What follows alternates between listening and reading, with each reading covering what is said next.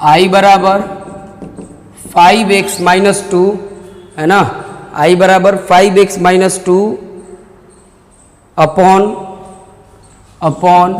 1 plus 2x plus 3x square है ना, ये क्वेश्चन है। ये बोलो कैसा है, जैसा अभी हमने बताया, देखो इसका डिफरेंशियल 6x होता है जबकि 5x है, तो इसका तो t मानने पे काम चलेगा नहीं। तो इस समय क्या करते हैं, लीनियर बराबर यानी 5x माइनस 2 बराबर a इंटू, यहाँ रूट होता तो भी वही काम करते हैं, तो भी यही काम करेंगे है ना। 2x रूट से बस फॉर्मूला चेंज होता है और कुछ नहीं काम बिगड़ेगा। देखो तो ये हो गया 5x माइनस 2 a इंटू, देखो 1 का 0, फिर ये 2x का 2, 3x स्क्वायर का 6x प्लस b, कोई दिक्कत, 2x का डिफरेंशिएशन 2 और 3x स्क्वायर का 6x, ठीक है ना, प्लस b। अब देखो जरा 5x माइनस 2, तो ये a से इंटू करो, 2a plus 6ax plus b। अब ऐसे क्यों कर रहे हैं सर, इसलिए ताकि हम जो a और b नंबर माने कांस्टेंट है, हमें एग्जैक्ट मिल जाए, ये कितने के बराबर आएगा, ताकि हम t मानने पे मेरा कम, सब थोड़ा सा दूर देखते जाओ, थोड़ा सा समय दोगे देख लोगे, सारा स्पष्ट हो जाएगा, ठीक है।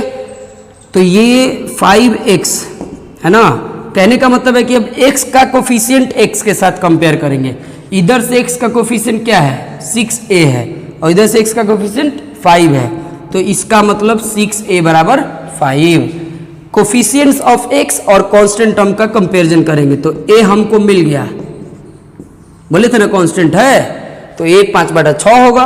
अब रही बात b, तो 2a प्लस b बराबर कितना, -2। a का वैल्यू कितना है भाई, a का वैल्यू 5/6 है, तो ये देखो -2, ठीक है, ये 3 होगा। तो b बराबर देखो 5/3 है ना, माइनस में ही जाएगा, तो -2 -5/3 -6 -5 -11/3 आ गया। अगर कैलकुलेशन का एरर हो तो भाई सॉरी, देखो -2 ये -5/3, 3 -6 -5, नहीं गलत नहीं है, ठीक है। तो a और b का वैल्यू आ गया, देखो a आ गया और हमें b भी आ गया। तो अब इसके अगले चरण में चलते हैं, है ना, अगले चरण में। तो हमें 5x का वैल्यू ये तो हमें मालूम है ना, तो देखो 5x माइनस 2 के जगह पर हम ये लिखेंगे। पहले क्वेश्चन क्या था, क्वेश्चन था 5x minus 2 dx upon 1 plus 2x plus 3x square, ठीक है। तो अब देखो ये इसका जो वैल्यू है, इसका वैल्यू हम ये नहीं लिखेंगे, ये भी नहीं लिखेंगे, नहीं यही लिखो ज़्यादा बढ़िया रहेगा। ये इसका वैल्यू डिफ्रेंसिएशन के बाद वाला लिखो, तो कितना है a into 2 plus 6x plus b। आप सोच रहे हो मैंने 2 कॉमन नहीं लिया, छोड़ दो भाई, 2 क्या कॉमन लेंगे, 2x का डिफरेंशिएशन 2 होगा, 3x स्क्वायर का 6 होगा, तो जब साथ मिल रहा है तो क्यों इधर उधर करेंगे, ठीक है। इसको जरा मैं सजा कर लिख देता हूँ, या चलो वैसे ही रहने दो, 2x प्लस 3x स्क्वायर और ये dx, ठीक है। अब देखो इसको अलग अलग तो लिख सकते हैं ना, a कांस्टेंट है बाहर हो गया, फिर ये 2 प्लस 6x, फिर ये 1 plus 2x plus 3x square, ये dx प्लस b है ना। और देखो अभी इस तरह का क्वेश्चन मैंने कराया है, 1 plus 2x plus 3x square, just इस तरह का कराया है।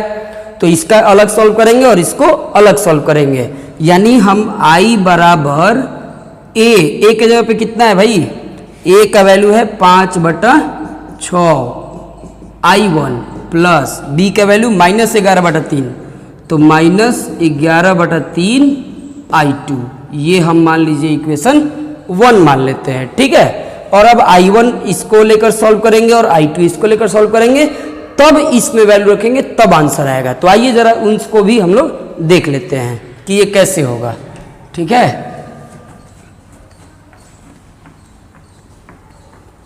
तो अब i1 सॉल्व करते हैं, i1 तो देख के ही आप लोग बता दीजिएगा, है ना, i2 में थोड़ा सा काम पड़ेगा भाई, ठीक है।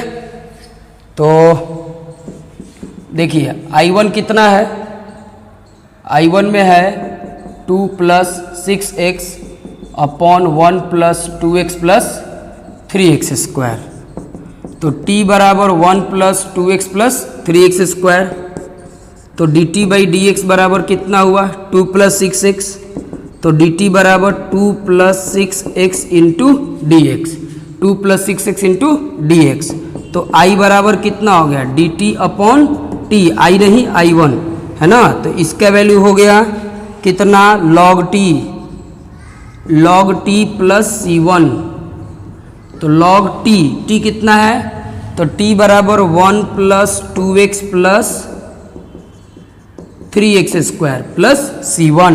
ठीक है, ये हमारा i1 है, मैं इसको नहीं मिटाऊंगा। ठीक है, क्योंकि हमें i1 का वैल्यू यहाँ पे पुट करना है अभी, और तब हम i2 को सॉल्व करेंगे और लास्ट में पुट कर देंगे। ये होता है इसके बनाने का मेथड। ठीक है, अब i2 पे ज़रा टूट पड़ते हैं। ठीक है, i2, तो i2 कितना है भाई i2 बराबर dx upon 1 plus 2x plus 3x²। मैंने क्या बताया इसके लिए ट्रिक, x को अकेला करो, माने x² के साथ जो होता है ना भाई इंटू, उसको कॉमन ले लो। तो यहाँ पे 3 कॉमन ले लिया, तो यहाँ 1/3 2/3x प्लस x²। ऐसा करने से t वाला झंझट खत्म हो जाएगा। ठीक है, ये 1/3 देखो, मुझे अब उल्ट ऐसे, ये a², ये 2ab, तो 2x पे 2x हो गया। b कितना रखेंगे तो इतना ही होगा बैलेंस, आप समझ रहे होंगे 1/3। फिर मैं यहाँ पे 1/3 का होल स्क्वायर, फिर 1/3 का माइनस में होल स्क्वायर, फिर ये प्लस 1/3। तो ये इतनी बातें मैंने लिख दी। ठीक है, अब कितना होगा तो i2 बराबर है ना, ये कितना हुआ तो 1/3 है ना। अरे भाई ये मैंने dx तो ऊपर लिखा ही नहीं, सॉरी, ये ऊपर में क्या है dx, ये dx नहीं है। ठीक है ना, तो ये dx अपॉन देखो 3 तो हम बाहर ले चुके हैं। ठीक है, 3 इसका तो 1/3 हो गया, यहाँ से यहाँ तक अभी ये हो जाएगा x प्लस 1/3 का होल स्क्वायर। अब देखो यहाँ प्लस देगा कि माइनस, आप देख लो, क्योंकि प्लस में कितना है 1/3, माइनस में 1/9। ठीक है ना, 1 से छोटा है तो इससे छोटा ही होगा भाई। तो ये 9 हुआ, 3 और ये 1, यानी कि 2/9। तो 2/9 को प्लस में है तो प्लस, इसको क्या लिखोगे √2/3 का स्क्वायर लिख सकते हैं ना। जी हाँ, अब देखो किस पे आ गया, तो ये आ गया dx upon x² plus a² पे। तो 1/3 ये अपना बाहर से था, फिर क्या होता है 1/a, तो √2 अपॉन 3 tan इनवर्स x के पे x प्लस 1/3 बाई a, तो √2/3 प्लस c2। समझे? जी हाँ, तो अब ये मोस्टली सॉल्व होने को है। तो इतना आ गया, अब देखो उसको सॉल्व करके और बस वैल्यू पुट कर दो। ठीक है ना, यही इसका मेन मेथड होता है। देखो ये 3 ऊपर चला जाएगा तो इसको कटा देगा, यानी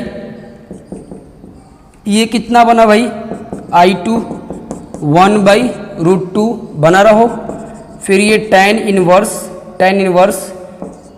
3x प्लस 1/3 और ये √2/3 प्लस c2, ये 3 और 3 खत्म, यानी ये हुआ i2 का value 1/√2 tan inverse 3x plus 1 upon √2 plus c2।